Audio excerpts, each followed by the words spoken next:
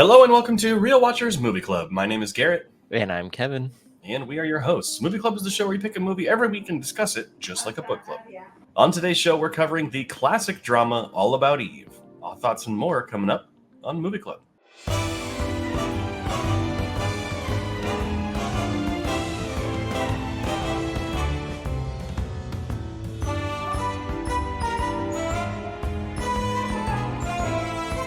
Released in 1950, All About Eve was directed by Joseph L. Mankiewicz and stars Anne Baxter, Bette Davis, and George Sanders.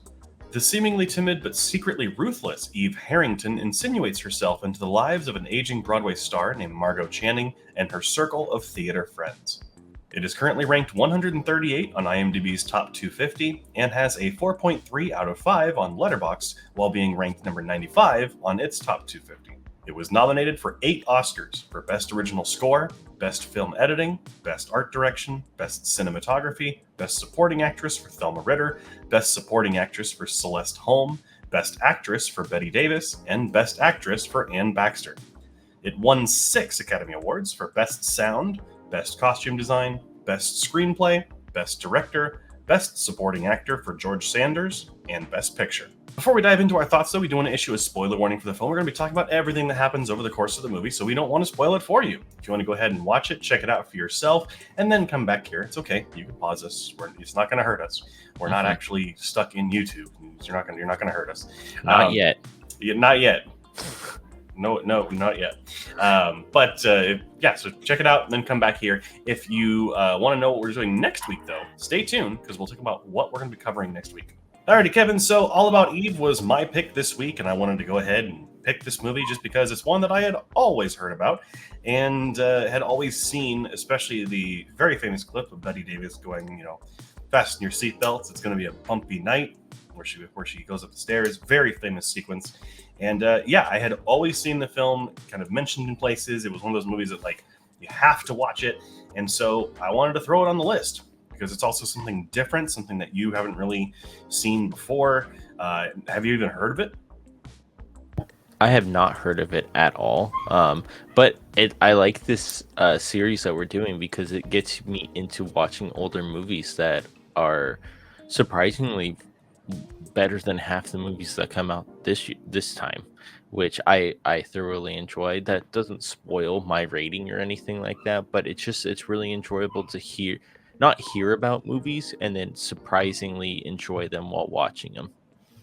Yeah, it's one of those things you do kind of want to look to the past. The past has some very, very, very good movies and very, very good performances that totally make everything worthwhile to watch. And there's this wealth of content for people to watch if they kind of get over their fear or hatred of older content, whatever it may be. But let's go ahead and dive a little bit into All About Eve. And I'm going to be honest, this was not the kind of film I was expecting it to be. I had never seen any trailers or anything. I just seen the clip of Bette Davis going upstairs and saying her famous line. And, I honestly had no idea what to expect from this movie, tonally or vibe-wise, anything. And so I would say that after watching it this first time, I felt like I walked away a little disappointed. And I know in my heart, and I do want to preface this, I know that I'm wrong. Because, as we've talked about, for those of you who've watched our live streams, as of the time of recording, I was very sick last week, and so I had to wait a week to watch this. And watching this with sick brain was not easy. It was not easy to pay attention or focus to anything during this movie, which does make it hard because I feel like this is a movie that I would absolutely love, and so I'm gonna have to give it another shot, kind of like 8.5. Yeah. Definitely going to have to give it a rewatch and kind of figure out what I truly feel. But upon first watch, very minorly disappointed. And I think that is your state of mind that you were at, though, too. Yeah, that's true. Because that can make or break a movie anytime, even nowadays and back then. But keep going. Sorry. No, yeah, that was pretty much it. But I do not want to take away from the fact that this movie is still good, and I think that what this film revolves around is its performances. This is a performance piece for sure. I could easily see this being a stage production. Like they could do this on the stage. It doesn't have to be necessarily film, which I mean, it works better as a film because you can do lighting and set design and costumes and all that kind of stuff to make it look the way you want. But I think that again, it's the performances here that are truly spectacular, especially Anne Baxter as Eve and Bette Davis as Margot. And really, in many ways, I want to see if you made this distinction too. I feel like this film is very similar to Parasite. A little bit. I can see that. Because you've got someone taking advantage of someone else. Yeah. I didn't put two and two together, but now that you say that, yeah, it most definitely is a little bit like Parasite. But this one, Parasite is a good movie, but this one was a little bit better, I feel like, just because of all of the dialogue. That's gonna get some interesting comments. But it came first as well. That's the other thing. It's so far ahead of its time. But it was good. I like the dialogue. The acting in here was amazing. The two actresses really just basically showed how good they were during the whole theatrical movie, which was really nice to see.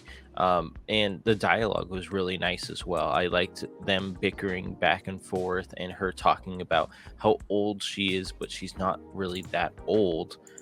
But then Eve comes in and kind of steals the spotlight a little bit, and then it goes on from there, which I thought was very interesting.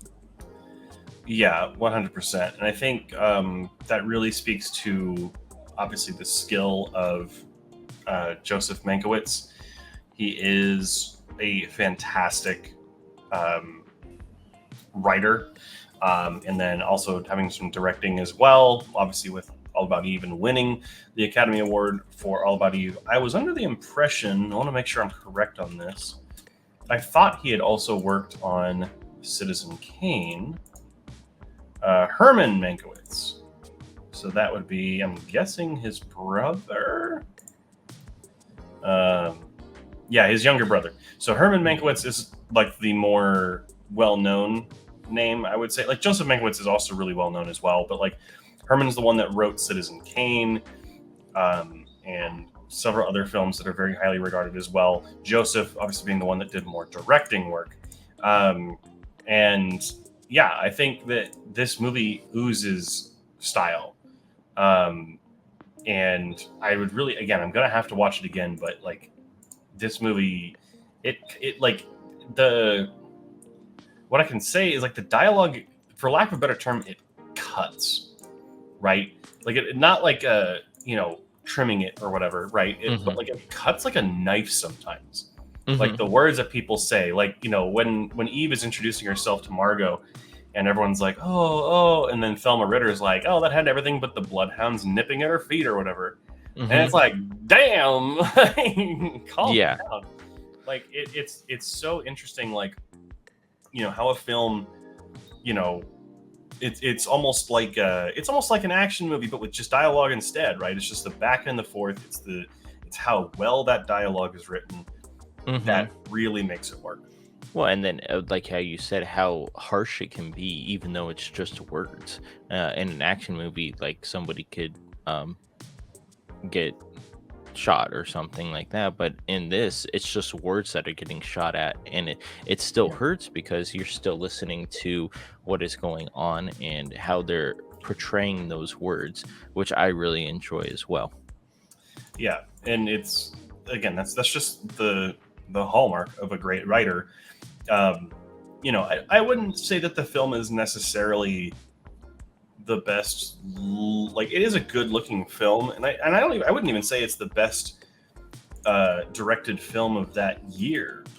And I was looking at it because that year also has one of my favorite films of all time, Casablanca. No, that was 42. 1950 also has Sunset Boulevard, which is a fantastic film, and I think that as far as I would say right now is the better film. I definitely preferred it in a lot of different ways, but I do think that this movie is a very, very close second. Mhm. I think Sunset Boulevard is better directed. I wouldn't necessarily better written, maybe not. I would say that I think that this is a much better written film, Mhm. um, especially in terms of its dialogue. Yeah. But yeah, I think that it's just it's almost like poetry in terms of how the writing and the performances work together. Yeah. It's great. Yeah, it is. It's fantastic. And I liked a lot of the set designs too for a lot of it. It's just Mhm. they were easy to read. They weren't too busy. They were sitting down in the dressing room or she's taking her to the plane. It could have been really hectic, especially oh, they don't go to Hollywood. That's after the fact. But they could have been much more hectic, like, other fans could have been there doing, like, a mosh pit outside of the door, but it's just Eve outside of the door because she's waiting, and I kinda like the simplicity of it, which was really nice. It wasn't too busy. Sure. Yeah, it's deceptively simplistic, but that by no means is that a negative thing. Mhm. Yeah. It is. It sounds so weird to say this, almost contradictory, right? It is uh, complex in its simplicity, and I Yeah. think that just because of me coming off of being sick, I just couldn't pick up on a lot more of the complexities Mhm. and what was being kind of said and meant. And I think that that's obviously my that's my issue, right? Like I do think it's going to take a rewatch for me to pick up on a lot of that. Mhm. And I do think that I gotta say, as great as the dialogue is, as great as the writing is, I think this movie does drag a little bit in places. I can see that. Yeah. I wouldn't like I would have to watch where it's dragged, but I did see sometimes when I was watching it, looking down at my phone a little bit when I knew kind of what kind of dialogue was coming up or like little pieces like that or when they're transitioning when it's Mhm. just the narrator talking sometimes which I was confused about. Were there two narrators in this movie?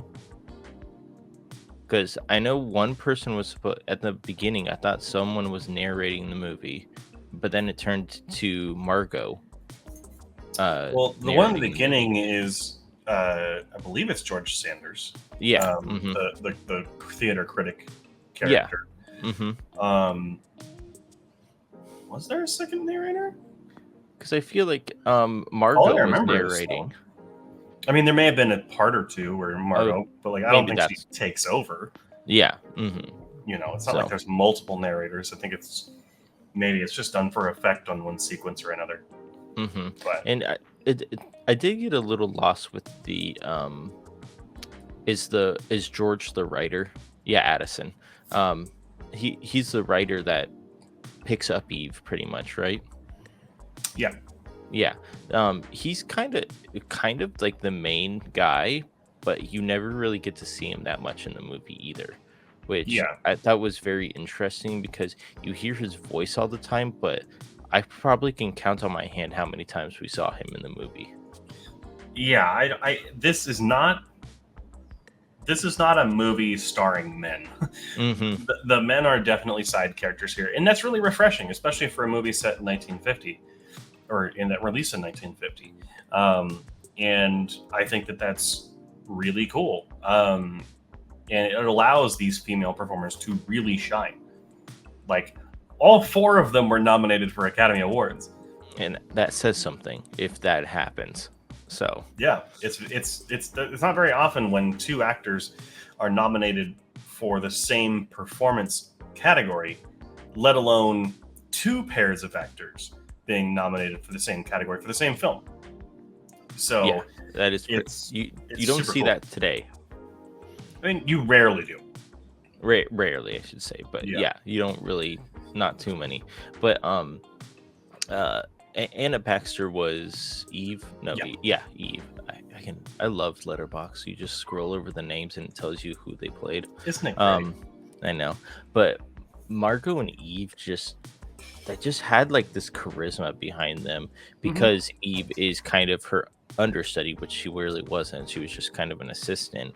but then she goes off on her own, and Margot sees that it's difficult for her because of how old she is, but it's not because of that. It's because she's jealous of Eve. And Mhm. that's what one of the guys was talking about was, no, you can just do this. Everybody loves you. They don't know who this Eve person is.